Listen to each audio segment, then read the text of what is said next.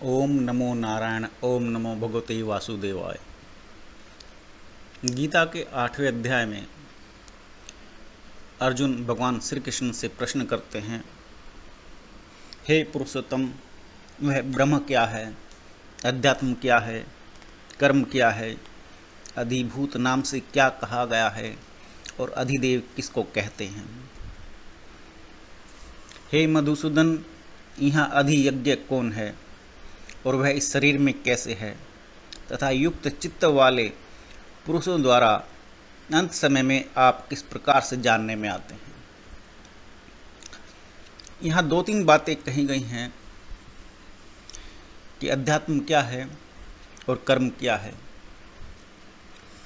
और तीसरा प्रश्न अर्जुन ये पूछता है, अधिभूत नाम से क्या कहा गया है और अधिदेव किसको कहते हैं। आप स्वयं अपना विश्लेषण कीजिए।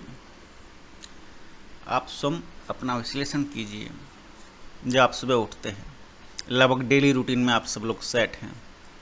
सुबह उठे, नहाए धोए, नाश्ता किया, अपने काम पर निकल गए, दिन बिताया कर्म में, और शाम में अथवा रात्रि में जो नियम सेट है, रात में जल्दी या देर से सो गए।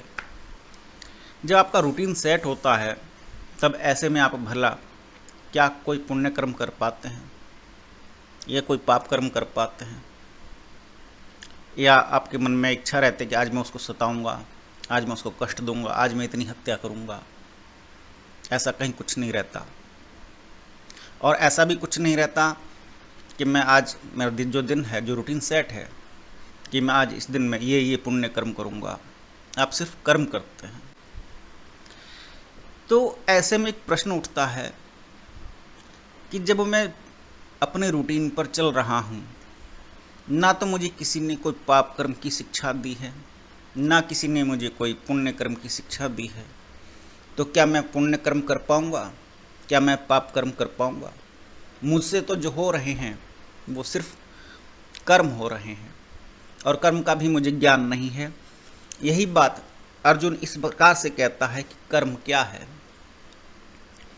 तो कर्म को जानना चाहता है, क्योंकि उसने भी इस जीवन में अपनी तरफ से कोई पाप कर्म नहीं किया, क्योंकि तभी प्रभु उसके साथ हैं। और वो उनसे यही प्रश्न पूछता है, प्रभु कर्म क्या है।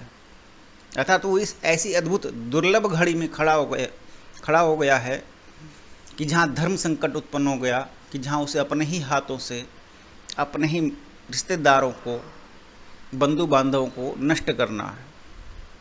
तो वहाँ यही प्रश्न उसके मन में उत्पन्न होता है, क्या ये पाप कर्म उत्पन्न हुआ है या पुण्य कर्म उत्पन्न हुआ है, या मेरे लिए मैं जीवन में कभी जान ही नहीं पाया। भले ही आप मेरे सखा संगी साथ रहे, कि मैं हर वक्त आपके साथ हूँ, आप प्रभु हैं, आप माया को हरने वाले हैं, लेकिन फिर भी इतना बड़ा जीवन बीत गया मेरा और मैं कर्म को नहीं जान पाया। आप मुझ पर कृपा करके बतलाइए कि कर्म क्या है। जब आप प्रभु से ये जानना चाहते हैं कि कर्म क्या है, तो कर्म की 3 परिभाषाएं सामने आती हैं। आप अपने रूटीन में भी देख सकते हैं। एक तो कर्म वो है जिसके बगैर आपका जीवन चलता ही नहीं है।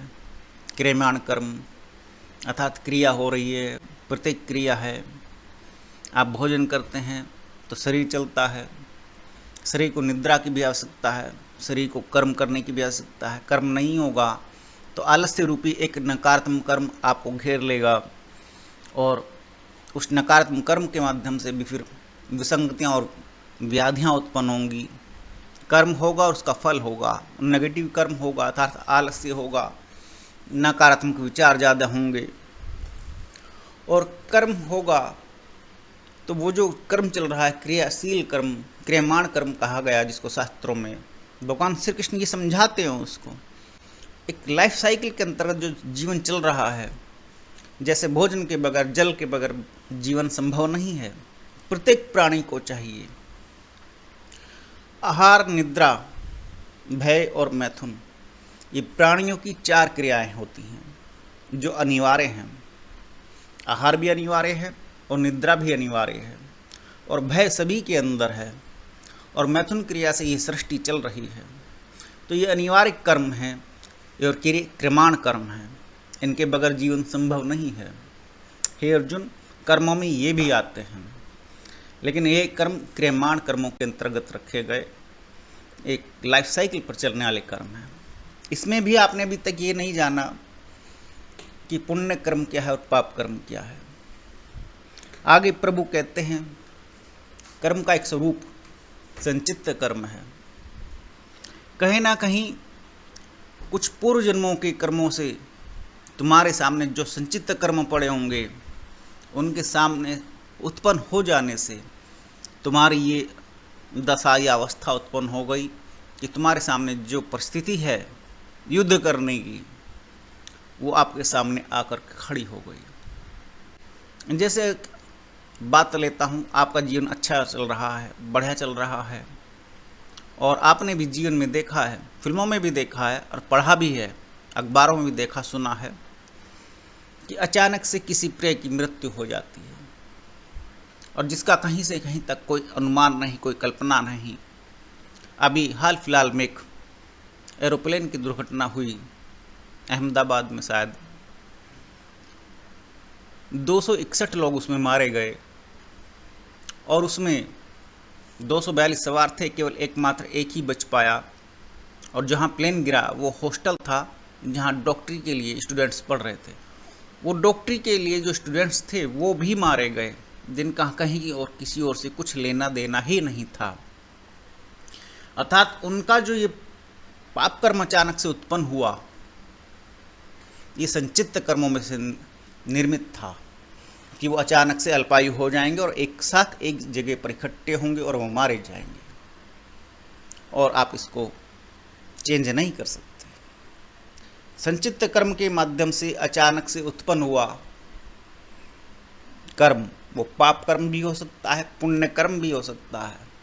ये पाप कर्म की संज्ञा मैंने एक तरह से एक एग्जाम्पल आपको दिया कि अचानक से पाप कर्म इतने बने कि मृत्यु सिर पर बन गई, और अकाल मृत्यु के रूप में जवानी में ही, बिना शादी हुए ही, घर से दूर और अनजानों के बीच में वो मृत्यु को प्राप्त हो गए। ये पाप कर्मों की अधिकता जो संचित कर्मों में इकट्ठी होती रही कि एक एक पाप कर्म जुड़ता रहा, और उसने अचानक से एक जीवन को ले लिया।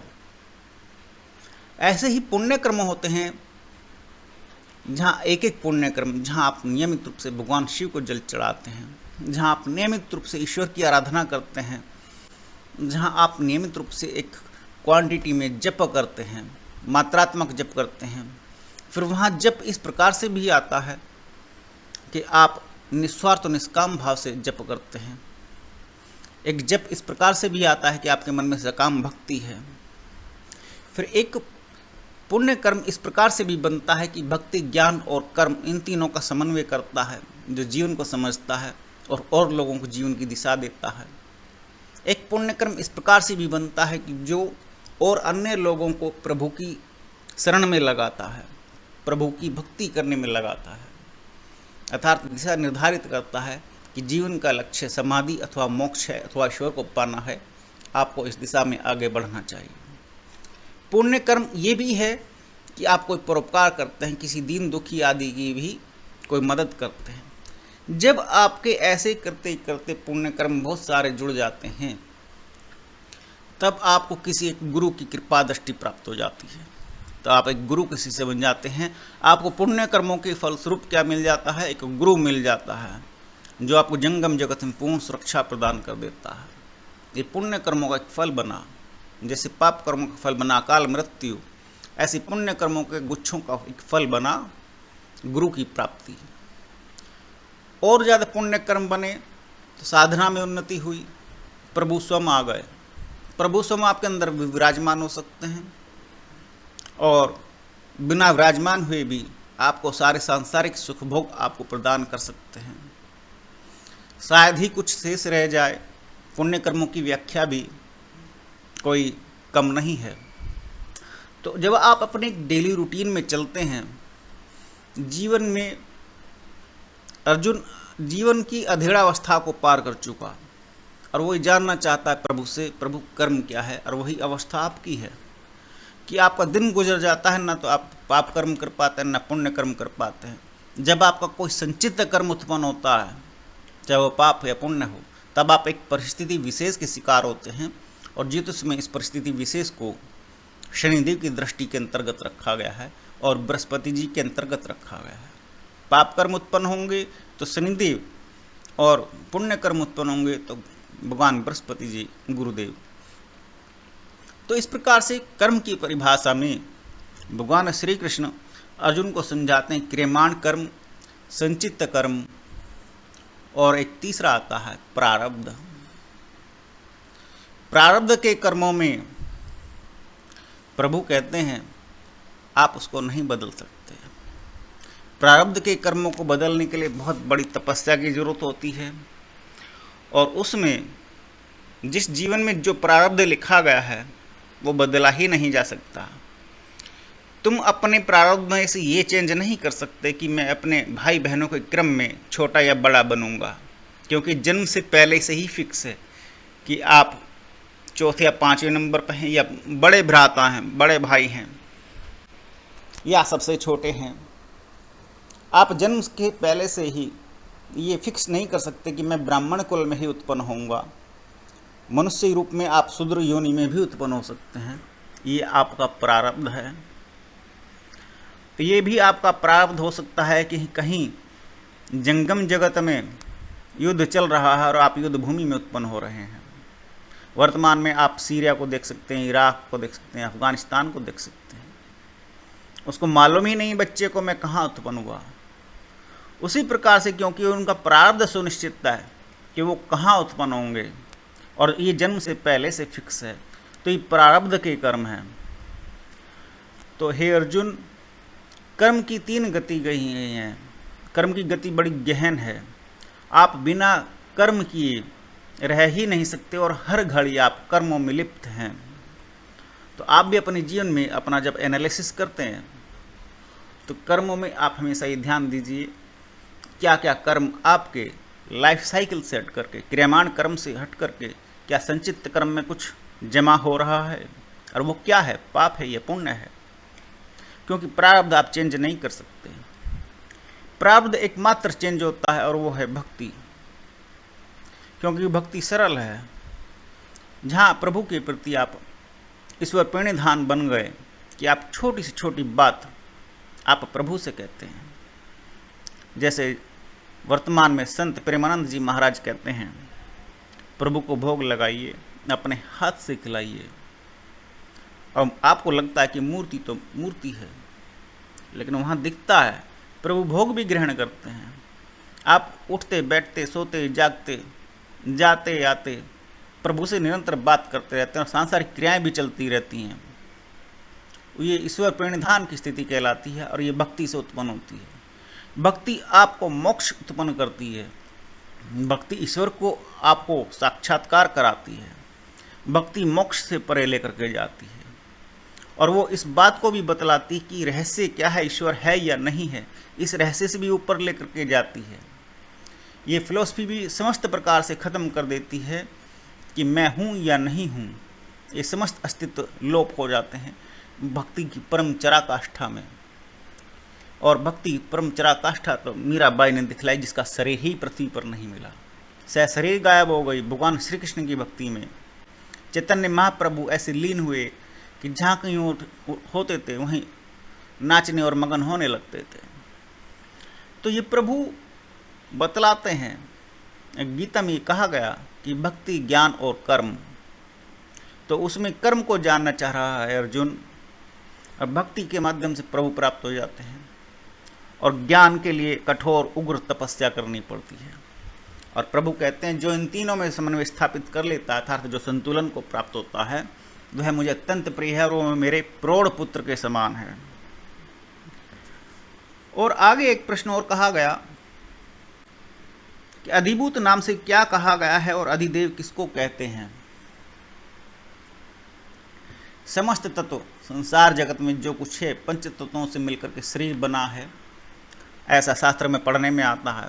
लेकिन इससे परे भी और जो तत्व हैं क्योंकि जो पंच तत्वों से मिलकर के शरीर बना है, इसके अलावा आपके शरीर में एक तत्व और है जिसको आप छठी इंद्री बोलते हैं, और दिखलाई नहीं देती, लेकिन आपको पूर्वाभास होता है, आपको सपने भी दिखलाई देते हैं, और बहुत सारी क्रियाएं ऐसी होती हैं जो पंच तत्वों से अलग हट करके होती हैं। अर्थात कहने का तात्पर्य है, जो दिखलाई देता है और जो नहीं दिखलाई देता, समस्त तत्व, एलिमेंट जिनको बोलते हैं, यौगिक बोलते हैं, अवयव बोलते हैं, वो भूत कहे गए हैं शास्त्रों में। अधिभूत नाम से क्या कहा गया और अधिदेव किसको कहते हैं? तो अधिभूत वो क्या है, वो कौन है जो हमारे शरीर को जीवित रखे हुए है? वो प्राण क्या है, वो आत्मा क्या है? प्रश्न ये है, और वो प्रश्न यही कहा गया है कि अधिभूत क्या है, अधिभूत नाम से क्या कहा गया और अधिदेव किसको कहते हैं? तो भगवान श्री कृष्ण उसको यही समझाते हैं। सभी प्राणियों के अंदर, सभी के पेट में जो भूख लगती है, वहाँ मैं वैश्वानर के रूप में हूँ, मैं वो भोजन ग्रहण करता हूँ। इसीलिए कहा गया है, रामकृष्ण परमहंस ने नारा दिया था, स्वामी विवेकानंद ने उसको आगे बढ़ाया, नर की सेवा ही नारायण की सेवा है। क्योंकि उस समय अकाल पड़ा हुआ था, लोगों को भोजन नहीं मिल पा रहा था, और भोजन की कमी से लोगों के प्राण निकल रहे थे। नर की सेवा ही नारायण की सेवा है, अर्थात परोपकार करो। भगवान श्री कृष्ण कहते हैं, वो अधिभूत मैं हूँ और वो अधिदेव मैं हूँ, वैश्वानर के रूप में जो मैं भोजन ग्रहण करता हूँ। और वो भोजन ग्रहण करने के बाद जो ऊर्जा उत्पन्न होती है, उसी से मैं वो तुमको, तुम्हारे अंदर बैठ करके बतलाता हूँ क्या अच्छा है, क्या बुरा है, क्या गलत है। क्योंकि जब भी आप कोई कार्य करते हैं, यदि वो गलत है तो आपका जमीर, आपकी आत्मा एक बार जरूर आपसे कहती है ये मत करो। तो वो कहते हैं, वो अधिदेव मैं हूँ जो तुमको अच्छे बुरे का ज्ञान कराता है। वो अधिभूत मैं हूँ जहाँ से तत्व उत्पन्न होकर के समग्र पुंज में आपके अंदर भोजन के रूप में जाते हैं। वो अधिभूत मैं हूँ और अधिदेव भी मैं हूँ। समस्त देवताओं में समस्त नमस्कार को स्वीकार करने वाला भगवान विष्णु स्वरूप, श्री कृष्ण स्वरूप वो मैं ही हूँ। ये हमारे गुरुदेव ने कहा। एक बार अवस्था आई ध्यान साधनाओं में कि मैं देखने लगा कि चारों तरफ जिधर भी निकलता है लोग मुझे नमस्कार करते। बड़ी अद्भुत विचित्र परिस्थिति उत्पन्न हुई। मैं जिनको जानता नहीं, जिनको पहचानता नहीं, वहाँ से भी नमस्कार आता है, हर कोई सिर झुकाता है। मैंने प्रभु से कहा, अर्थात अपने गुरुदेव से कहा कि एक अजीब सी परिस्थिति है, मैं जिनको जानता नहीं और मेरा कोई ऐसा रोबदाब नहीं, ना कोई मैं वीआईपी हूँ, ना मेरा कोई अस्तित्व है, ना मैं धनी हूँ, फिर भी लोग मुझे देखते नमस्कार करने लगे हैं। ऐसा क्यों हो रहा है? तब गुरुदेव ने कहा, हम जिसका भी नमस्कार लेते हैं अथवा जो भी नमस्कार आते हैं या कहीं से भी प्राप्त होते हैं, तो हम एक माध्यम बनते हैं और वो नमस्कार भगवान विष्णु को प्राप्त हो जाते हैं। अर्थात समस्त नमस्कार भगवान विष्णु प्राप्त करते हैं, ग्रहण करते हैं। और आपके अगर नमस्कार ले रहे हैं किसी का भी, ये साधना में अदृश्य रूप से नेगेटिव शक्तियाँ विद्यमान हो जाती हैं, आपको नमस्कार करती हैं, आपके पॉजिटिव बल को ग्रहण कर लेती हैं। क्योंकि आप जिसका नमस्कार लिया, नमस्कार तो उसका वहाँ पहुँच गया भगवान विष्णु स्वरूप को। आप साधना रहते हैं, आपकी साधना का एक अंश नमस्कार करने वाला ले गया। इसलिए नमस्कार को मत स्वीकार कीजिए। मैंने कहा तो बड़ा भद्दा लगेगा, बड़ा अद्भुत लगेगा, सामने वाला नमस्कार कर रहा है और आप एक विचित्र विरोधाभास उत्पन्न कर रहे हैं। तब गुरुदेव ने कहा, ध्यान उत्तम कीजिए, और शायद उसके बाद ये परिस्थिति समाप्त हो गई। तो वही बात यहाँ भगवान विष्णु स्वरूप भगवान श्री कृष्ण उसको यही बतलाते हैं कि वो अधिदेव मैं हूँ, जहाँ सब कुछ जो कुछ भी इस संसार में है वो जो मैं ग्रहण करता हूँ। आप कोई भी यज्ञ कीजिए, कोई भी कर्म कीजिए, भगवान का जो पूजाएं होती हैं, वैदिक कर्म कांड हैं, उनमें भगवान विष्णु को अंश निकाले बगैर यज्ञ को पूरा नहीं माना जाता है। तो भगवान अधिदेव भी अपने आप को नियुक्त करते हैं, बतलाते हैं आज के इस अध्याय में, अष्टम अध्याय में जो कुछ कहा गया उसमें कहीं न्यूनता या अधिकता रह गई हो और प्रभु मुझे सुन रहे हैं तो उसके लिए मुझे क्षमा करें, और प्रभु मेरे माध्यम से जो कुछ कहना चाहते हैं लोगों के लिए, उनको उन तक पहुंचाएं जिनको वो समझाना चाहते हैं। धन्यवाद।